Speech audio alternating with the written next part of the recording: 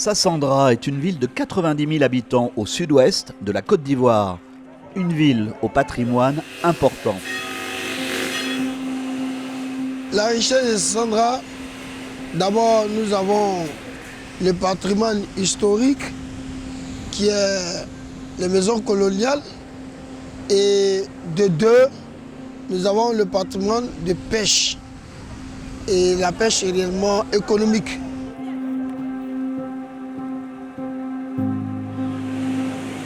Ici, c'est un endroit important de la vie de Sassandra.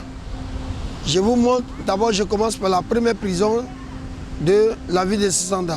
Tout juste derrière la prison, on a la préfecture de Sassandra. Et tout juste en haut un peu, nous avons la maison du premier gouverneur de Sassandra. Il faut dire que c'est une histoire un peu douloureuse, mais du temps des colons. Et ça nous rappelle beaucoup de choses en Afrique.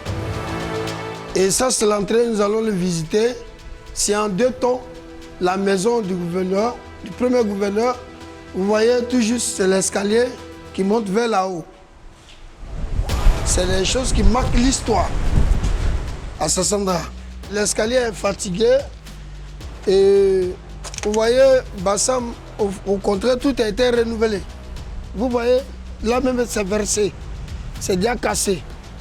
Vue sur mer, et puis vous voyez un peu les balcons en Afrique, la mémoire de l'histoire. Et nous, réellement, ça nous rappelle beaucoup de choses. C'est douloureux, mais que faire? C'est l'histoire. Hein? Les colons même faisaient un très grand marché ici à Sassandra.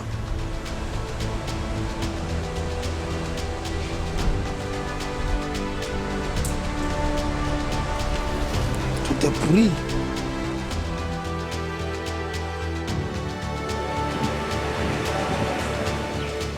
Tout partenaire qui peut permettre à Sassandra d'être bien vu sur les circuits national comme international sont la bienvenue à Sassandra. Nous l'accueillons à bras ouverts. Sassandra aujourd'hui cherche son développement. Sassandra aujourd'hui cherche à être bien vu sur les circuits international. Donc tous les partenaires sont les bienvenus pour permettre à Sassandra d'avancer. Sassandra veut renaître, s'appuyer sur son passé pour construire l'avenir.